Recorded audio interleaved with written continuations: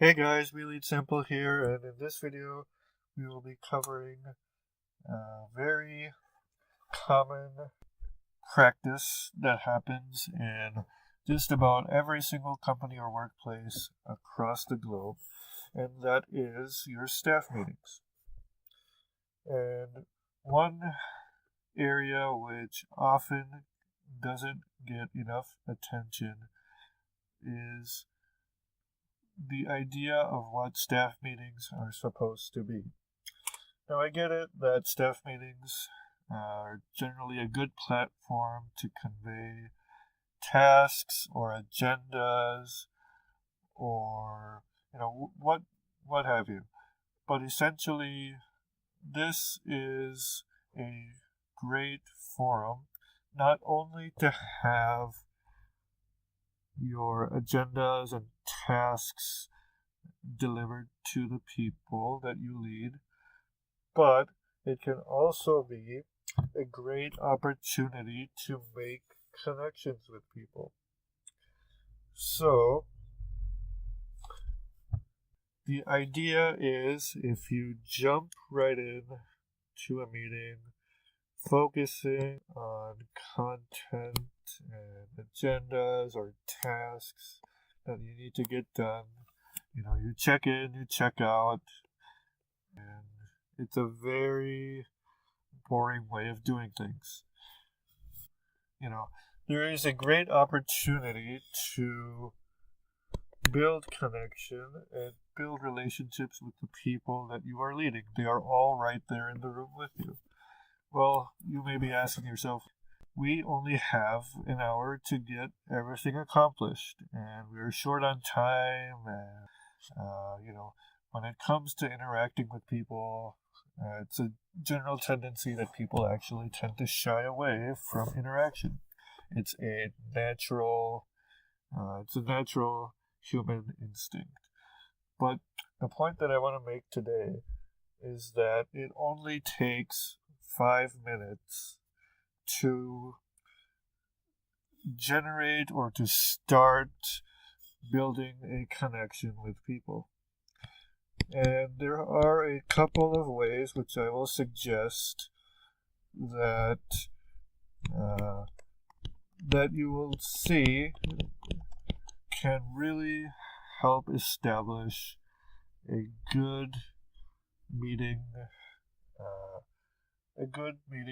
protocol or routine or habits that you can establish, and it will help take your company and your teams to the next level.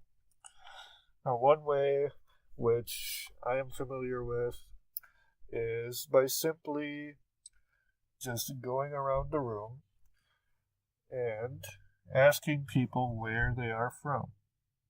If you're meeting for the first time, this can be a great way to break the ice.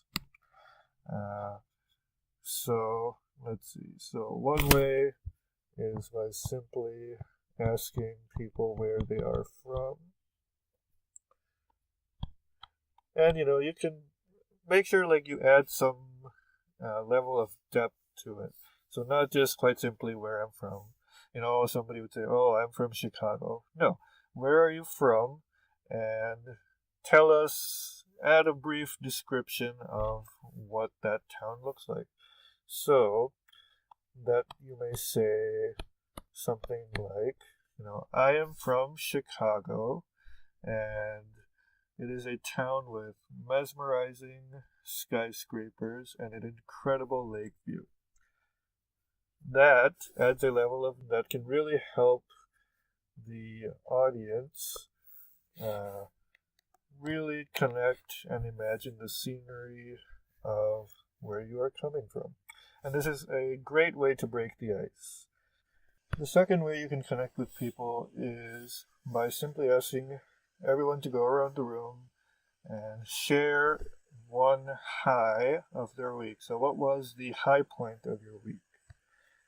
And you may be surprised that a fellow coworker or a fellow friend or volunteer, they may have something in common with you. essentially, the point of doing this exercise is to just find out more about who you are, essentially. Now, this is great, but it doesn't get to the level of depth that we are still striving for. So, the final way, which I will share, it really builds off of the second way, but the idea is to share not only one high point of your week, but also to share one low point of your week.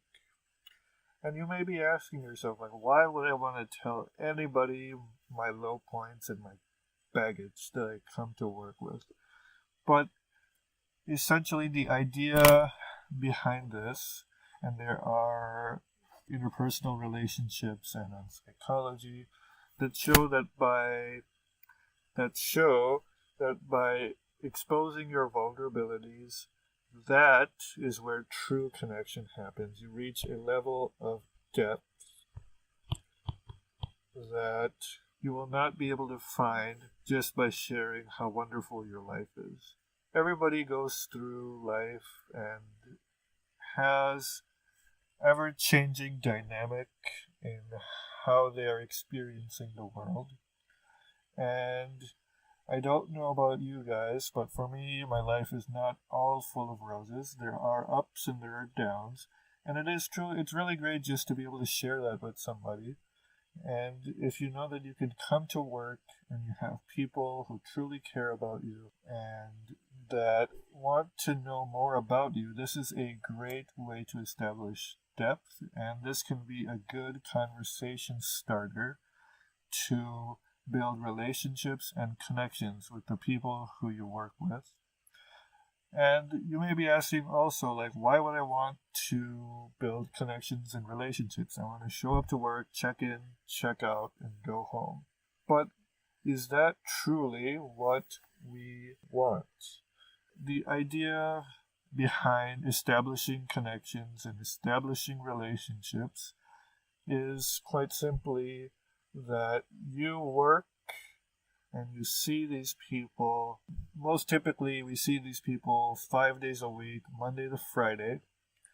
And if you just check in and check out, what purpose does that serve? What benefit are you truly getting from this? Why not have a workplace that is fun and you can interact with people and you share some kind of commonality and a common thread? So the idea behind this again is that if you build relationships and if you connect with people, your morale of the morale of the whole team, of the whole group goes up. Hope you guys enjoyed the video. Please like, subscribe, and share. This is WeLeadSimple signing out.